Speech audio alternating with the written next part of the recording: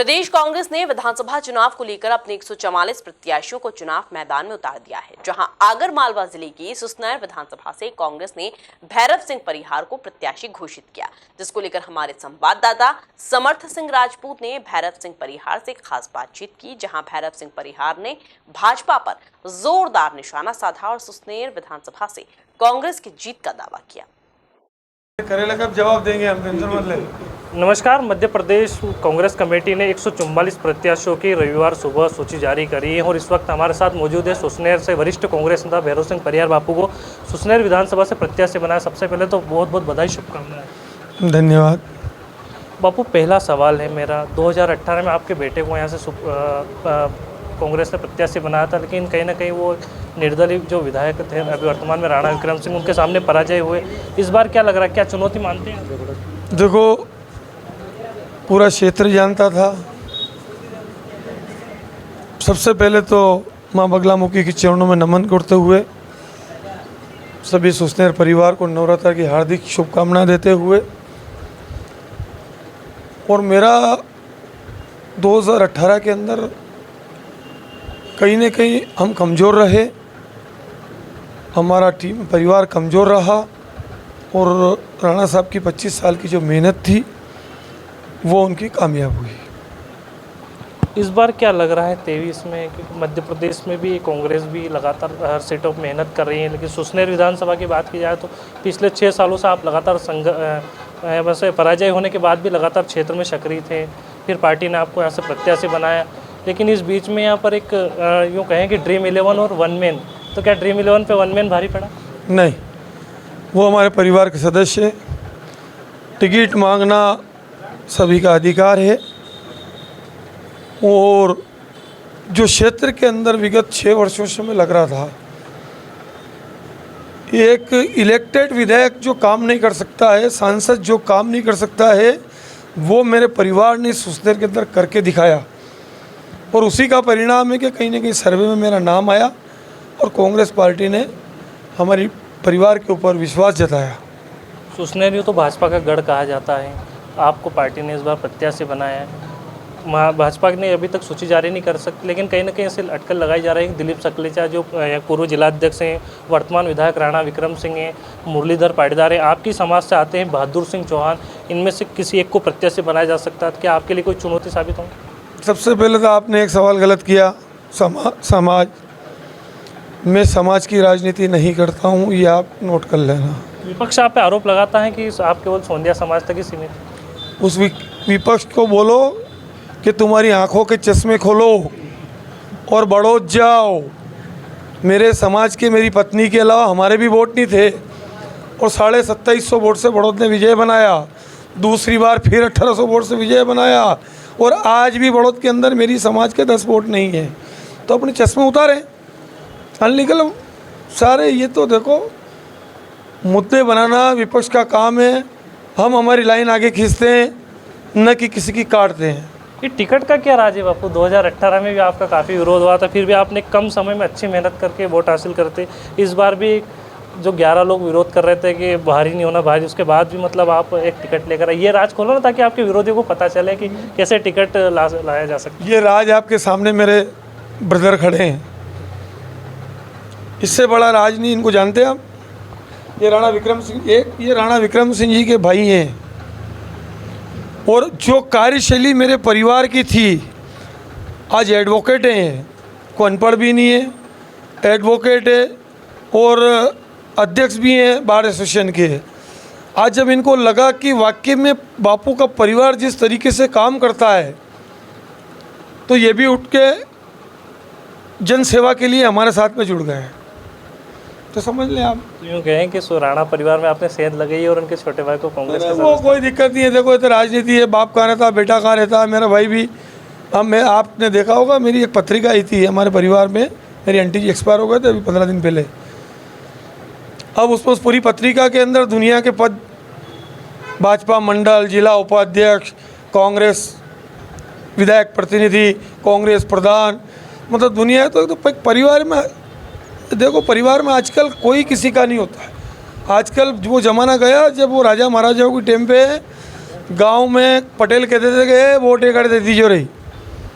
आजकल प्रजातंत्र है, और जो अच्छा लगता है, चाहे बेटा हो चाहे भाई हो, तो आज सिंधिया जी के ले लें आप। उनकी माता बीजेपी में, सिंधिया जी कांग्रेस में थे। आज इतने बड़े लीडर हैं, तो ये तो इनकी सोच है, और इनकी एक अच्छी सोच है कि आज ये चाहते हैं कि सुसनेर का विकास हो, सुसनेर के आसपास विधानसभा का पूरा विकास हो, और स्वतंत्र यहाँ का नागरिक जी सके। 2018 में आपके विरोधियों द्वारा सोशल मीडिया पे अनेक वीडियो चला है। इस बार क्या लग रहा है, अगर इस प्रकार की फिर वो बोलेंगे कि बापू तो बहुत बड़े किंग हैं, डॉन है, सुसनेर विधानसभा को बेच देंगे या को लोगों को परेशान करेंगे विधायक बनने के बाद, उनके लिए क्या कहना चाहते हैं आपके विरोधियों के लिए? भैया, ये काम विगत 15 दिनों से चालू है। मैं FIR भी दर्ज करा चुका हूँ SP महोदय को। और जो गंदे होते हैं ना, उनको लिए कोई कहने की ज़रूरत नहीं है। जनता समझ चुकी है उनकी जो गंदी सोच है। हमने आज तक किसी के खिलाफ, मेरी पूरी कांग्रेस पार्टी ने किसी के खिलाफ, अगर भाजपा के खिलाफ कोई निकला, किसी की वेबसाइट हैंग करी हो या व्हाट्सएप पे कोई गलत मैसेज डाला हो, तो आप बताएं, चाहे हम 11 ना 12, पर हमने किसी ने विपक्ष में, हम आपस में हमारे परिवार में लड़ते हैं, ये गंदा आरोप और गंदे काम हम नहीं करते हैं। और सुसनेर विधानसभा की जनता इस चीज़ को जान चुकी है कि गंदे, जितने भी गंदे तरीके मैसेज छोड़ें, कुछ भी करें, तो उसका असर अब नहीं होने वाला है। क्योंकि आप जानते हैं, एक कहावत है, मालवे में चौथ का लाड़ू वो साल में एक बार मिलते हैं, तो इनको 5 साल में एक बार चौथ के लाड़ू मिले, अच्छे खा लिए, और चौथ के लाड़ू इनको अब 2023 में नहीं मिलने वाले। क्या आपके रूठे परिवार के जो सदस्य हैं उनको मनाने का काम करेंगे आप? नहीं, बिल्कुल। अभी आप आ गए नहीं, तो अभी अम्बावती जी घर जा रहा था मैं, कल हमारे जिला अध्यक्ष जी घर गए, आज मैं जीतू पाटीदार के घर गया था, उसके अलावा कैलाश जी पाटीदार जी के वहाँ कल गया था, दादा भाई सुसनेर उनके वहाँ कल गया था। हमारा परिवार एक है,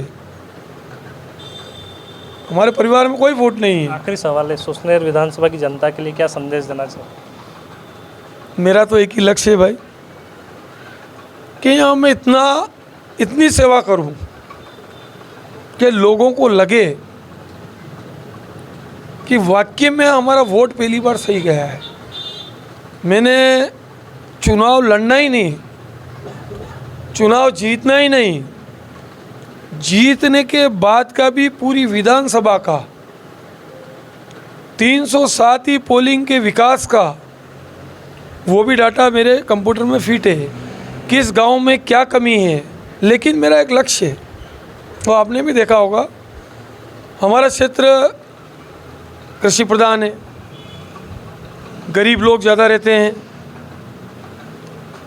आज जो पूरा वर्ष जो गया है, अगला फरवरी, मार्च, अप्रैल, मई, जून, जो शादी ब्याह के कार्यक्रम रहते हैं, मैं देखता था, लोगों के घर पे जाता था, अगर इन महोदय के घर पे भी कार्यक्रम है ना, शादी है, तो वे खड़े खड़े रोते थे कि यार ये आंधी आई, तूफान आई, टेंट उड़ गया, करूं क्या, क्योंकि समृद्ध तो है नहीं।